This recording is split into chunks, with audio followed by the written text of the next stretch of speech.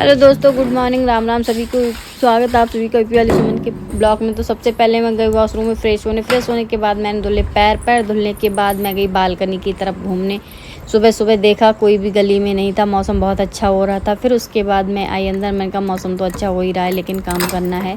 और मैंने खोला किचन का ताला, कमरे का ताला खोला पहले, फिर उसके बाद मैं खोलती हूँ किचन का ताला। किचन का ताला खोलते ही मैं करूँगी किचन को प्रणाम, क्योंकि ये अन्नपूर्णा, ये अन्न जो भी होता है हमारा यहीं से होता है। किचन को हमेशा साफ़ सुथरा भी रखना चाहिए और यहाँ पे हमेशा प्रणाम करना चाहिए। उसके बाद मैं उठाऊँगी झाड़ू और झाड़ू लगाने लग गई। झाड़ू लगाने के बाद मैं करूँगी ब्रश, और ब्रश करने के बाद मैं सोच रही जल्दी से ब्रश करूँ, उसके बाद बेटी के लिए कुछ बनाऊँ। और ब्रश करने के बाद मैं धोऊंगी मुंह, और मुंह धो, क्योंकि जब तक मुंह ना धुलो तब तक आंखें नहीं खुलती, इसलिए मुंह धुलना बहुत ज़रूरी होता है। सुबह सुबह ब्रश करना भी। तो फिर मैंने मुंह पोंछा, उसके बाद मैं सोचा क्या बनाऊं। फिर ये आइडिया आया, मैंने सोचा चलो आज बनाती हूँ बेसन की कतली, जो कि बेटे को बहुत ज़्यादा पसंद है और बहुत मन से खाता है वो। मैंने देखा टोकरी में सामान रखा था तो इसमें बेसन ढूंढ रही थी, लेकिन मुझे इसमें बेसन नहीं मिला। फिर मुझे याद आया कि बेसन तो इसमें है ही नहीं, मैंने लग रहा है किसी कहीं और रख दिया। फिर मैंने देखा पीपे में रखा हुआ था। इतनी देर में बेटा भी उठ के आ गया और मैंने यहाँ पर बेसन का घोल तैयार कर लिया। बेसन बनाने से पहले मैं थाली पे लगा दूँगी तेल, क्योंकि जब गरम गरम बेसन इस पर डालूँगी ना तो बाद में फिर टाइम नहीं मिलेगा। इससे पहले हम तेल लगा के रख लेते हैं थालियों पे, क्योंकि इसी पे हम बेसन को गरम गरम रखेंगे, फिर हाथ से जल्दी जल्दी उसको फैलाएंगे। गरम गरम ही फैलाना होता है, क्योंकि ठंडा हो जाता है तो उसके बाद ये सही से हो नहीं पाता है।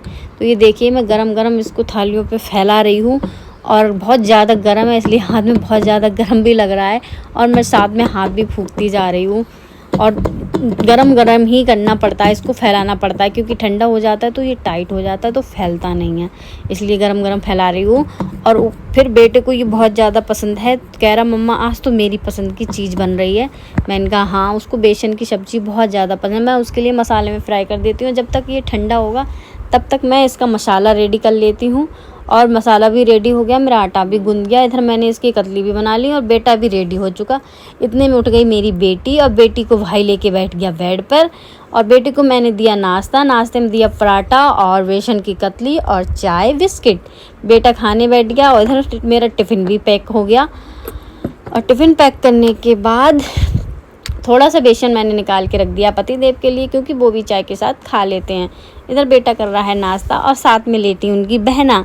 आज ये बहुत जल्दी उठ गई थी, 6:30 बजे उठ गई। बेटा चला गया स्कूल। उसके बाद किचन का थोड़ा काम फैला तो मैंने कहा संभाल लूँ, मेरे हो रहा सिर में दर्द, तो मैंने कहा चलो थोड़ी चाय पी लेती हूँ। देवी जी को गोद में लेके मैंने पी चाय, और चाय की साथ साथ बेटी खा रही है लाइटर। मैंने कहा मुँह से ये निकाल दे वरना ये हो जाएगा ख़राब, क्योंकि ये बहुत जल्दी ख़राब हो जाते हैं।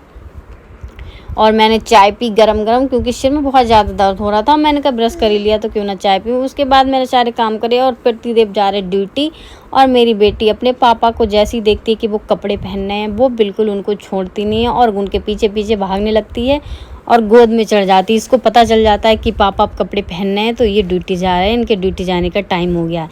तो उन्होंने पहले तो गोद में ले लिया, फिर बाद में उतार दिया, बोले मैं जा रहा हूँ बाय। और वो यहाँ पर बैठ के रोने लग गई, और फिर रोते रोते मेरी तरफ भागने लग गई कि पापा मुझको बिठा के जा रहे हैं। फिर उन्होंने आके फिर से उठा लिया गोदी। बेटे ने तो ऐसा कभी नहीं किया, लेकिन बेटी पापा के लिए बहुत ज़्यादा रोती है, इसीलिए बेटियां अलग ही होती हैं बेटों से। और फिर उसके बाद यहाँ पे रखा आटा, तो मैंने कहा ये आटा करके रख देती हूँ, क्योंकि कल गेहूँ पिसा के लाए थे तो आटा भी रखा था। तो मैंने कहा आटा करके रख दे रही हूँ, 2 दिन हो गए यहाँ पे रखे रखे, ख़राब हो जाएगा। ऊपर से ये बेटी जो है काम नहीं करने देती है, तो इस आके गोद में जब भी कोई काम करने की सोचो ये गोद में आ जाती है, वैसे खेलती रहती है। अब देखिए मैंने आटा इतना कर लिया, थोड़ा सा रह गया और ये आके गोद में लेट गई। और मैंने कहा अब कैसे करूं, तो मेरा ये ड्रम तो भर गया, उसके बाद थोड़ा आटा रह गया, वो मैंने कट्टे में ही रख दिया। मैंने कहा चलो अभी ऐसे ही रख देती हूँ और मैं फिर मिलती हूँ, तब तक के लिए बाय।